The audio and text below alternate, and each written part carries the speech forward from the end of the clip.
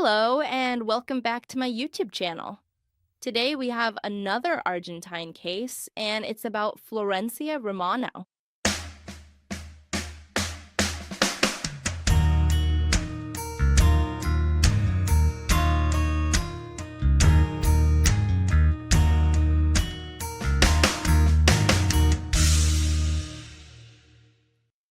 Florencia Romano was born and raised in the town of Guaymallén, very close to the city of Mendoza in Argentina. She was the daughter of Jose Romano, a gas fitter by profession, and Cristina Mapardo. She also had a brother named Matias. By 2020, Florencia was turning 14 and attended a high school in the city. And honestly, she behaved just like any other girl her age, like a typical teenager. She liked spending time with her friends and going out to the parks to hang out in the afternoons. If she was going somewhere, she would tell her parents. Keep in mind that this happened in 2020, a time when we already had cell phones, WhatsApp, the internet, and phone signal almost everywhere. So sending a message to her parents or making a call wasn't a problem for Florencia, which is actually one of the first things that stood out in this case. And what I'm telling you is important because it was one of the first things that helped her parents realize that something was wrong.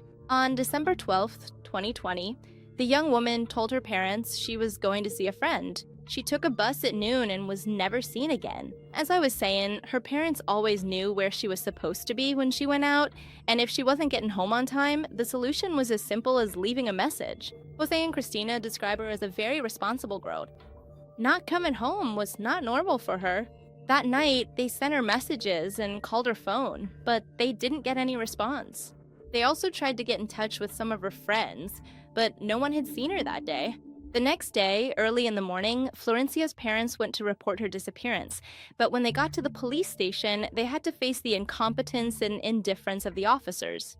They were told that there wasn't enough staff and that they should come back another day. That is truly a terrible response, especially considering we're talking about the disappearance of a 14-year-old girl. But honestly, on this channel, that doesn't surprise us anymore.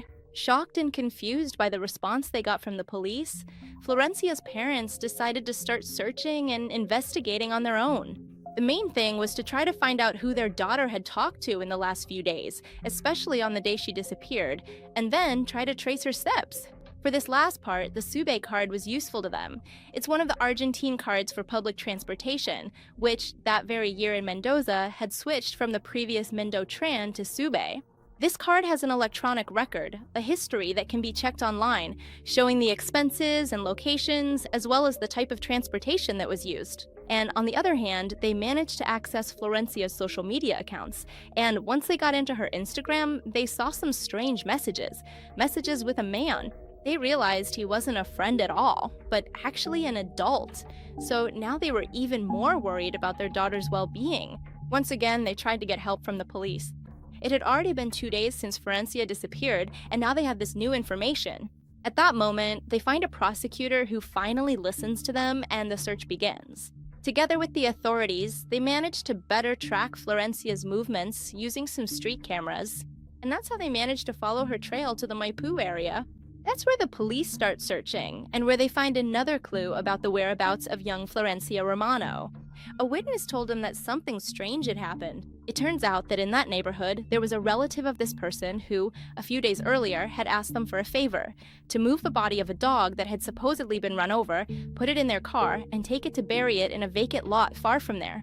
The witness agreed to all of this, thinking it was a dog, and was able to tell the police where they had left it. He also told them the specific house where this distant relative who asked for the dog favor lived, and his name, Pablo Ramon Arancibia, a 32-year-old man at the time who worked as a butcher. One of the first things they did was go to Arancibia's house to question him. When they arrived at the house, Arancibia was there along with his partner, who lived with him, Micaela Mendez. When they questioned Arancibia and asked him about Florencia, he said that he knew her and that she had been at his house on the day she disappeared, but that she left the house around dusk. She came to the house, they chatted for a while, and then she left. The question is, why would she go to this place just to talk? What did they talk about? What was a 32-year-old man doing with a 14-year-old girl? And why then did the messages they later found mention a party? Since he was one of the last people to see Florencia and couldn't clearly explain how he knew her, why she had been at the house, and all these other issues, the police decided to arrest Arancibia and his girlfriend, Mendez, that same day as suspects in the girl's disappearance. The days kept passing along with the investigation, and even though Arancibia insisted he knew nothing about Florencia's disappearance, the evidence they kept finding made things worse and worse for him. It was thanks to the testimony of the relative who told the police what had happened with that supposed dog Arancibia claimed to have run over that they were able to find the burial site. They went to this place and found her in a ditch. After a couple of hours, they confirmed that it was indeed Florencia's body, and it was taken to the morgue so an autopsy could be performed later. Florencia's body showed severe injuries all over. According to the reports, she had been repeatedly punched. She also showed signs of strangulation and a knife wound to her throat that ultimately caused her death. Additionally, her body was partially burned. Without a doubt, she had been murdered in a brutal way, and they had tried to cover up the evidence. With the body and the autopsy results, Arancibia and Mendez were now detained and charged as suspects in the murder of Florencia Romano. Also, let's clarify that if they had managed to track her all that time through security cameras on the street and after she entered Arancibia's house, they didn't see her anymore. Clearly, something happened there during that time. Florencia's body was found after a second search in this ditch, 2 kilometers away from this man's house. But besides that, before the second search, key evidence was found. A woman had found, just 70 meters from these 2 people's house, a bag containing a knife and a sports bra. He tried to defend himself for quite some time, saying that nothing had happened, that he had simply accompanied her to catch another bus. But no camera saw them together. The girl's subway card was never used again, so obviously this behavior was very suspicious. When Florencia's body was discovered, there was a huge uproar and shock in the city. A march was organized to demand justice against gender-based violence, and above all, to protest the police's mishandling of the case, since many people believed that if they had listened to the parents at the time, she might still be alive. These protests ended with the burning of the legislature and the government house in the city of Mendoza. Unfortunately, and it's not clear exactly since when, but at least a few months before the events, Florencia began to be a victim of grooming or cyberbullying. For those who are not familiar with this term, grooming refers to when an adult, through social networks and the internet in this case, harasses and deceives minors to gain their trust and get close to them in order to commit acts of sexual abuse. In this case, Arancibia started contacting Florencia through Instagram, and this wasn't the first time he had done something like this. He had even reached out to other underage girls who were friends of Florencia. Little by little, Arancibia began sending her messages almost every day. These messages were clearly intended to gain the young girl's trust, so he could meet her in person. As is common in these cases, Arancibia persuaded Florencia not to tell her parents or any other adult. Also, every time he suggested meeting up, he encouraged her to bring her friends along. It's important to clarify here that, as in other similar cases, it's not that the parents aren't present, but rather that groomers are very skilled at persuading and taking advantage of the vulnerability of their younger victims. That's exactly why they choose to target underage girls. They manage to get their victims not to tell anyone, except maybe their friends, and sometimes not to tell anyone at all. This is also a good time to remind everyone watching to talk to their children, nieces and nephews, or really any minors about these topics, no matter how uncomfortable it might seem, because it could save a life. These cases happen much more often than people think. With that said, let's move on to the day of the events.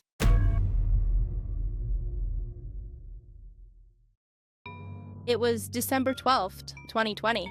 At this time of year in Argentina, most children and teenagers are on summer break from school. After several months of harassment from Arancibia, he finally managed to convince Florencia to meet up, using the excuse that there was a get-together or party. She decided to go alone, since apparently none of her other friends could make it. Around noon, she headed to Arancibia's house.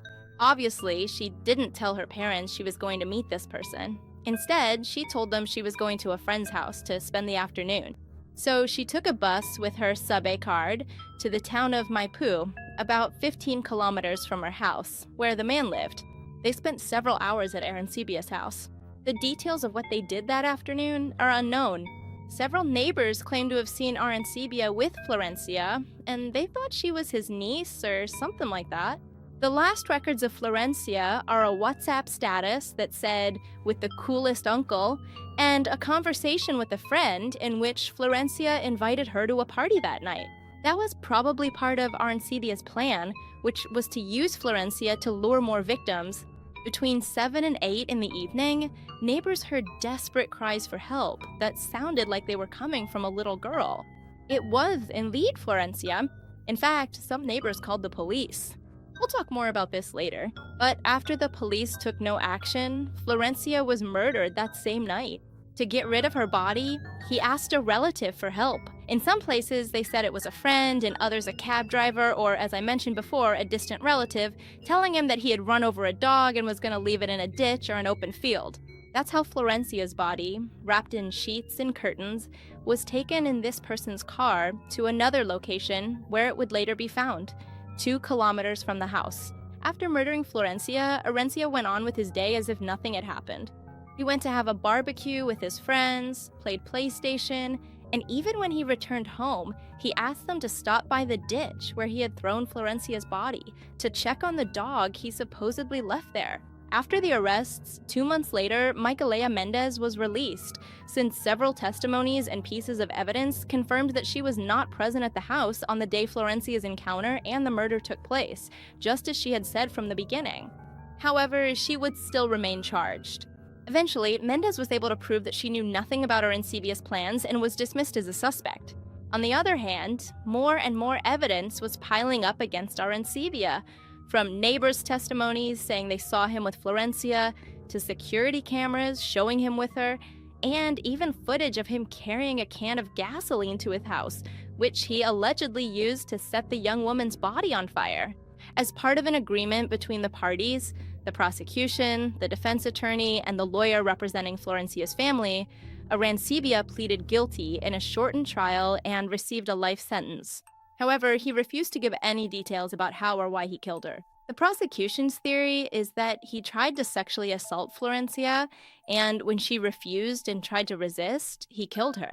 With Arancibia in prison, one might assume the case is closed, but this case caused a huge stir, not only because of the brutal murder of a young girl in today's context, but also because of the police's incompetence. Many people say that she might still be alive if the police had acted effectively.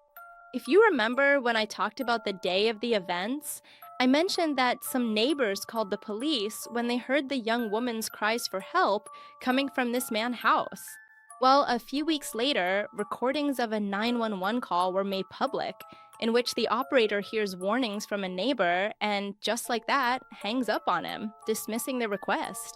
So here I'll play you the recording so you can hear it for yourselves and understand why people complained so much. Emergency services, good afternoon. 911, emergencies. Hello? Here at Tucapel and Padre Vasquez de Gutiérrez. Hello? Can you hear me? Yes, now I can. Tell me, what's your emergency? Well, I'm telling you, there's gender-based violence here on Tucapel and Padre Vasquez. Which apartment? Hello? Which apartment? The street is called Barra. Which apartment, sir? Godoy Cruz. From Gutierrez, Maipú. What's the name of the street? Sarah. It's between Tucapel and Padre Vasquez. What's the house number? Baby 3. That street isn't showing up for me, sir. Yeah, it is showing up for you. Where else is it near, ma'am? Are you a police officer or not? Goodbye, sir. Good afternoon. According to the investigation, at the time this call was made, Florencia was still alive. And the most important thing is that just 350 meters from Arancibia's house, there was a police station. So if things had been done properly and they had sent a patrol car or an officer to check out the situation, maybe this girl's fate would have been different. Because of this incident, police officer and 911 operator Soledad Herrera was discharged from the force and was also sentenced to 3 years in prison for abandonment of a person and failure to fulfill her duties as a public official. Even today, Florencia's family is still in court with the government of Mendoza, demanding financial compensation for the police's poor performance and the state's overall negligence. So, well, that's the whole video for today. That was the case of Florencia Romano. Here are the Patreons and channel members. Thank you for supporting me through those means, and with nothing else to add, here's a new video and here's a recommended video. You can subscribe by clicking on my face, and I'll see you in another video. Goodbye.